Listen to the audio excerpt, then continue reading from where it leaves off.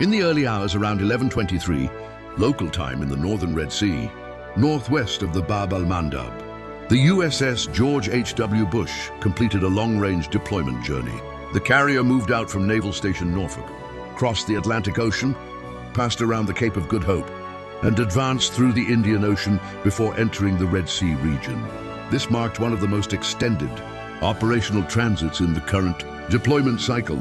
Shortly after its arrival, CENTCOM published a visual update on X that immediately highlighted the strategic importance of the deployment.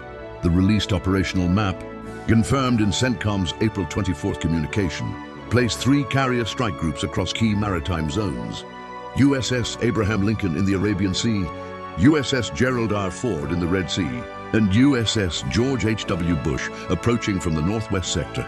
Together, these formations create a triangular maritime coverage zone supported by Aegis-equipped destroyers, multiple carrier air wings, and a combined force of over 200 aircraft. Around 12 naval vessels and approximately 15,000 personnel are positioned across a narrow maritime corridor that, at its tightest point, measures only about 21 miles in width. The last time the United States maintained 3 carrier strike groups simultaneously in the CENTCOM region was in 2003.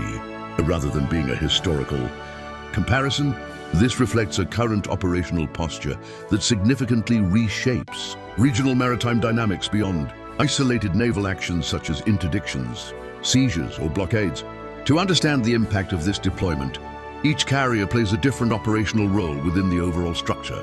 The USS Abraham Lincoln, CVN-72, a Nimitz-class nuclear carrier, operates in the Arabian Sea and plays a key role in enforcing maritime control near the Strait of Hormuz. Its air wing includes F-35C stealth aircraft designed for high-threat environments, where radar and missile systems still pose risks. These aircraft combine low visibility with precision strike capability, allowing them to engage small, fast-moving maritime targets with minimal warning time. In practice, this provides near-instant detection-to-engagement capability against small naval threats. The Lincoln maintains a continuous presence and effectively supports control of the eastern approach to the strait.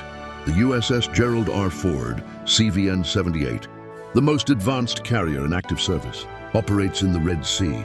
As the lead ship of its class, it uses electromagnetic launch systems instead of traditional steam catapults. Its air wing includes FA-18E-F, Super Hornets, and E-2D, advanced Hawkeye aircraft, which provide airborne command and early warning functions. The Hawkeye system delivers wide area surveillance, extending roughly 300 nautical miles and enabling real-time coordination across the entire strike group. From its position in the Red Sea, Le Ford oversees the western approach, including the Bab al-Mandab chokepoint, ensuring continuous monitoring of any vessel movement through alternative shipping routes. The USS George H.W. Bush, CVN-77, the final ship of the Nimitz class, represents a mature and highly refined carrier platform. Its air wing heavily relies on FA-18F Super Hornets, including 2-seat variants that assign both a pilot and a weapons systems officer. This dual-crew structure is specifically suited for complex maritime environments where identification and engagement must happen. Under high-speed operational conditions, it allows precise coordination between navigation and targeting, functions during time-sensitive operations. Across all 3 carrier strike groups, each vessel typically operates around 80 aircraft. They also deploy EA-18G Growler electronic warfare aircraft, which specialize in disrupting enemy radar and communication systems across multiple frequencies. In addition, MH-60R and MH-60S Seahawk helicopters provide anti-submarine and surface interdiction capabilities. These platforms also support boarding operations. Using fast rope insertion, teams involved in maritime interception missions reported in earlier incidents. Beyond carrier operations, additional military assets extend operational reach. The 31st Marine Expeditionary Unit aboard USS Tripoli provides boarding and raid capabilities, including vessel seizure operations conducted under real conditions. Significant reduction in Iran's conventional naval strength, particularly its blue water surface fleet. Independent maritime tracking data and satellite analysis support the conclusion that Iran's ability to operate large warships in open waters has been heavily reduced. The USS Lewis B. Puller, operating as an expeditionary sea base, supports special operations forces and helicopter-based interdiction missions, including operations conducted far from coastal regions, as reported by defense authorities. Rules of engagement have also been adjusted to include vessels confirmed to be involved in mine-laying activity, as publicly stated by defense officials. At the same time, mine-clearing operations continue across the Strait of Hormuz and surrounding maritime corridors. Unmanned underwater systems are actively scanning and clearing seabed routes to secure safe passage for naval and commercial movement. Following extended operational activity, CENTCOM assessments indicate a significant reduction in Iran's conventional naval strength, particularly its blue water surface fleet. Independent maritime tracking data and satellite analysis support the conclusion that Iran's ability to operate large warships in open waters has been heavily reduced. What remains is an asymmetric maritime force primarily based on fast attack craft. These vessels, often numbering in large groups and capable of speeds between 40 and 60 knots, are equipped with light weapons such as machine guns, rockets, and limited missile systems.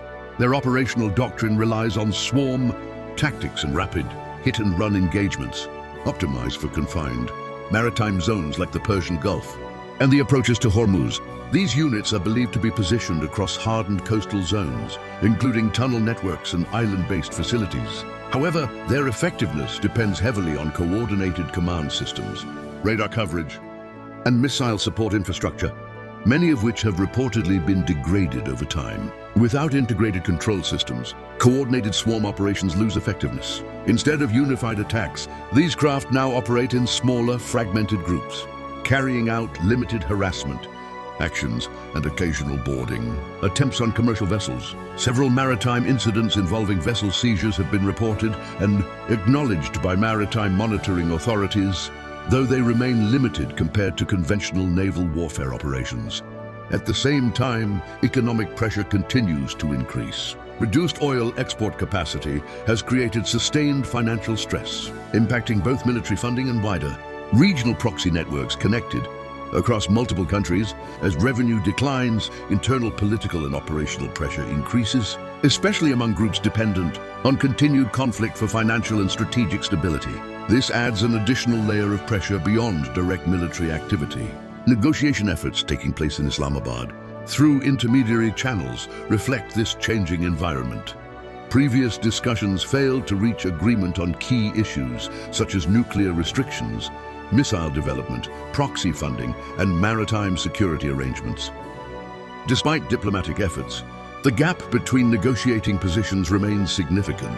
However, the strategic environment continues to evolve independently of negotiations. The presence of 3 carrier strike groups across key maritime regions creates a persistent military reality that directly influences diplomatic dynamics. The deployment of USS George H.W. Bush via the Cape of Good Hope, instead of the Suez Canal, reflects operational planning, focused on maintaining readiness while avoiding congested maritime routes before entering the theater of operations. Upon arrival, the carrier joined existing formations already positioned across the Red Sea and Arabian Sea, completing the broader triangular coverage structure. Together, these positions form a continuous surveillance and enforcement network covering all major maritime approaches to the Strait of Hormuz, including alternative shipping routes used by both commercial and non-standard fleets. The remaining asymmetric maritime capability is largely limited to small-scale harassment operations, often involving boarding attempts against merchant shipping.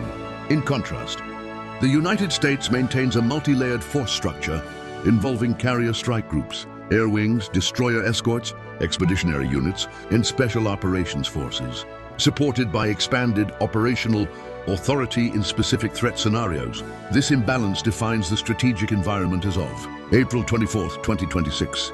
Within this framework, ongoing negotiations attempt to translate military conditions into political outcomes. The presence of multiple carrier strike groups forms the operational backdrop of these discussions. Historical patterns suggest that durable agreements are most likely when one side holds a clearly dominant position and the opposing side has limited alternatives. The arrival of the USS George H.W. Bush, alongside the existing carrier formations, reinforce this condition in practical terms. The coming period will determine whether this environment leads to a diplomatic resolution or shifts toward a more direct operational phase. What remains clear is that isolated asymmetric maritime actions are unlikely to alter the overall strategic direction. Each operational development contributes to a larger chain of consequences that unfold over time and shape the regional balance far beyond immediate events.